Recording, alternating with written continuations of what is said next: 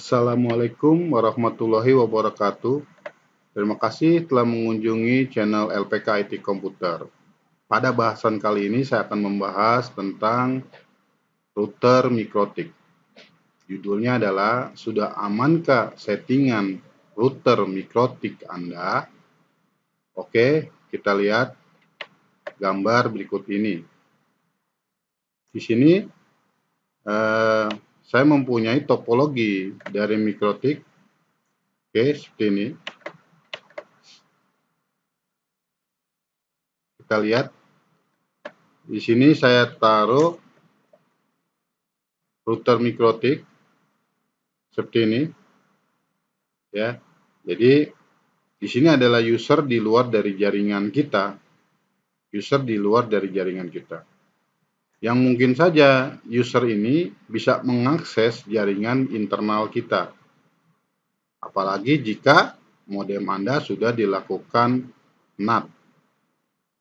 Sekarang, atau ini dari eksternal atau dari internal, bisa saja user melakukan konfigurasi mikrotik yang kita miliki.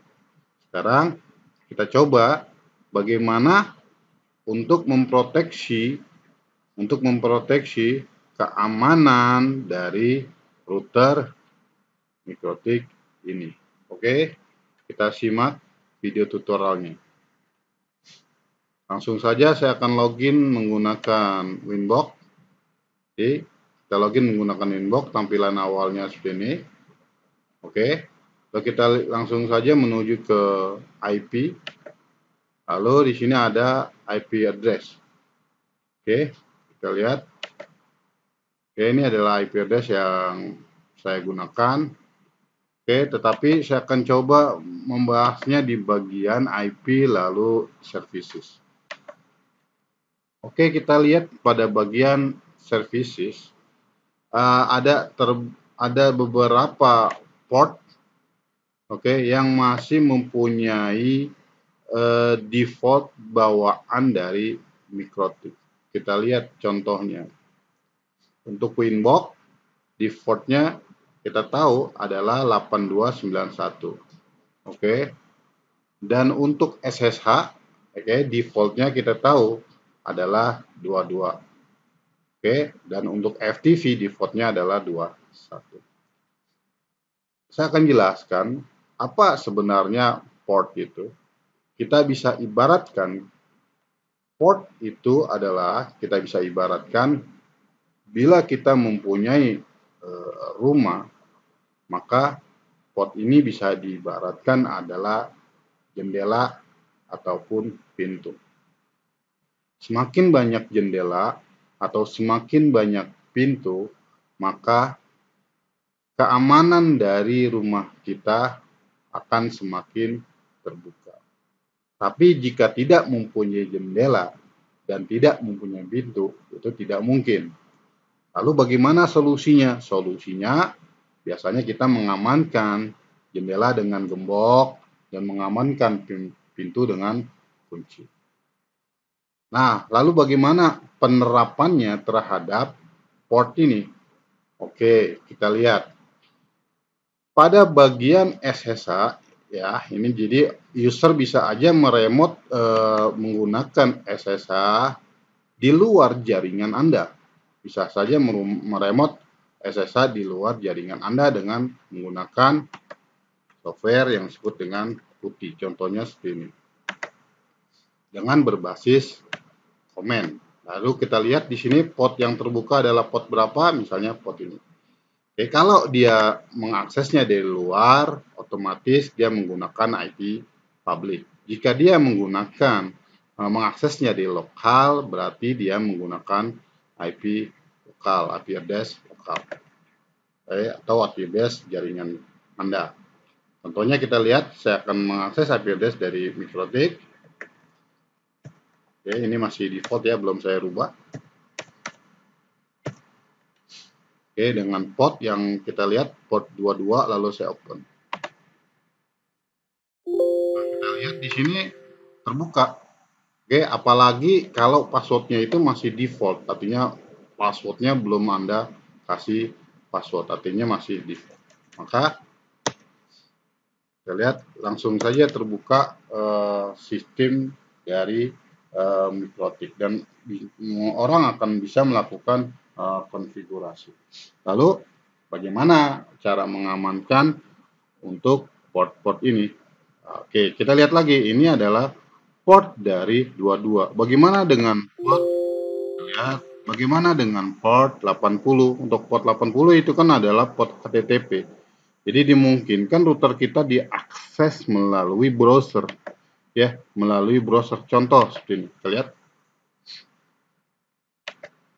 port 80. Saya akan coba mengakses dari port 80, ya. Oke. Saya akan ketik alamatnya di sini. Oke.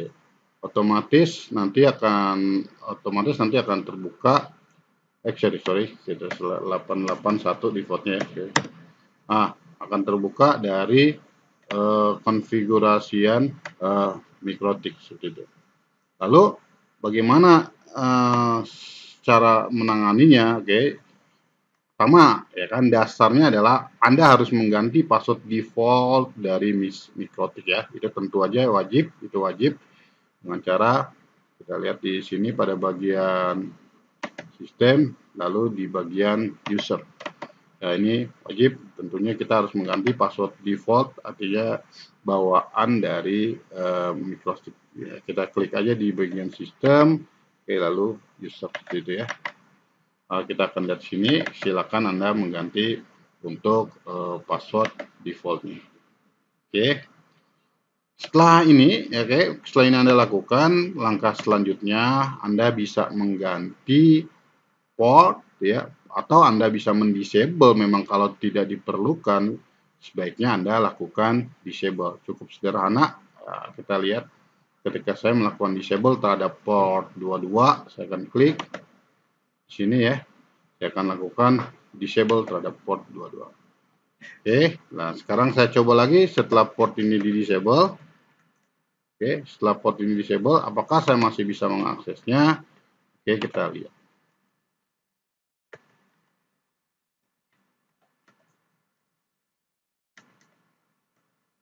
Lalu kita coba. Nah, saya sudah tidak lagi mengaksesnya karena saya telah melakukan disable terhadap port 22. Atau bisa saja jika Anda tidak disable, mungkin Anda bisa tetap melakukan enable, tetapi mengganti nomor port dari 22. Caranya sederhana, tinggal kita klik, misalkan contoh seperti ini. Anda bisa memberikan nomor, ya kan, jangan menggunakan nomor default, misalnya contoh. Nah, seperti ini, saya tambahin nomornya lagi, ya. Oke. Lalu kita lihat, saya coba play aja. Play. Oke.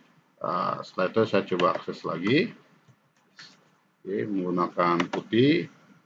Oke, kita lihat.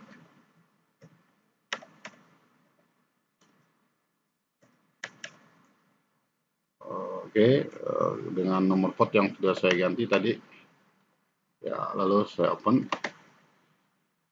Akan terbuka, ya, dengan nomor port baru. Jadi Anda bisa mengganti portnya akan sesuai dengan keinginan Anda. Atau selain itu Anda juga bisa melakukan pada bagian ini, kita bisa double klik, lalu Anda bisa memberikan available from IP tertentu. Jadi Anda bisa melakukan mana aja, ya kan, IP yang diperbolehkan untuk mengakses port ini. Kita bisa melakukan list IP, jadi IP bisa kita daftarkan yang bisa mengakses port-port ini. Selain itu, maka tidak akan bisa. Oke, jadi ingat, kita bisa mengganti nomor port defaultnya, ya, dan memberikan IP mana aja yang bisa mengakses port ini. Ini berlaku untuk port-port yang lainnya. Port FTP, ya kan, juga sama, ini mungkin harus ganti, ya. Oke, karena ini adalah port yang biasa digunakan untuk melakukan backup terhadap sistem mikrotik.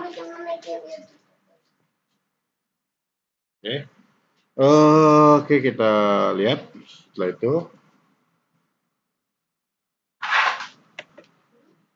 Oke, Anda mengganti port-port FTP ya.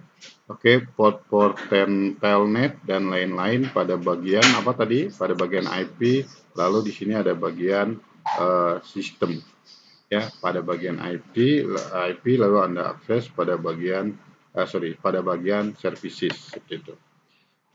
Lalu setelah ini Anda amankan, oke. Apalagi step selanjutnya untuk lebih mengamankan sistem dari jaringan router kita. Oke, selanjutnya kita lihat di sini. Jika ini sudah Anda ganti nomor-nomor portnya, maka akan lebih sulit apalagi orang luar untuk memasuki dari sistem Anda. Berikutnya kita lihat pada bagian IP. Oke, di sini kita bisa lihat pada bagian firewall. Oke. Nah, kita bisa lihat di sini saya di bagian firewall telah menambahkan filter rule ya. Jadi kita bisa tambahkan filter rule ya. Setelah tambahkan filter rule nanti akan lihat tampilannya seperti ini. Kita rubah aja di sini change-nya menjadi output, protokolnya menjadi ICMP. Oke, lalu out interface-nya yang ingin kita blok ya agar tidak ICMP itu adalah sebuah protokol yang biasa kita gunakan untuk melakukan ping ya, untuk melakukan ping terhadap sistem. Misalnya contoh saya ingin mengetahui IP dari router. Maka saya biasanya si user biasanya mengetik ping misalnya contoh. Oke. Kita lihat begini. Oke, nah contoh seperti ini langsung. Nah di sini terlihat dia seakan-akan tidak aktif ya, request timeout. Kenapa? Karena saya melakukan drop terhadap protokol ICMP-nya. Jadi seakan-akan si router itu tidak aktif padahal saya melakukan drop terhadap protokol ICMP. Kita lihat jika protokol ini saya aktifkan lagi. Jika protokol ini saya aktifkan lagi ya, saya coba disable aja. Oke, lalu kita coba lakukan ping lagi ya. Kita coba lakukan ping lagi. Ini IP-nya, IP dari router kita. Oke, maka kita lihat di sini user bisa aja melakukan ping ya kan terhadap alamat dari router kita. Oke, jadi Anda bisa melakukan block agar user tidak melakukan ping terhadap IP dari router. Oke, caranya sederhana dengan menambahkan chain seperti ini. Oke, dan menambahkan chain, lalu output, lalu protokol ICMP, out interface-nya adalah Ethernet 2 master, lalu action-nya di sini adalah drop ya. Action-nya di sini ada drop, lalu Anda tinggal klik OK. Seperti itu. Oke, begitu aja mungkin tutorial singkat dari kita. Terima kasih, ikuti tutorial saya selanjutnya. Assalamualaikum warahmatullahi wabarakatuh.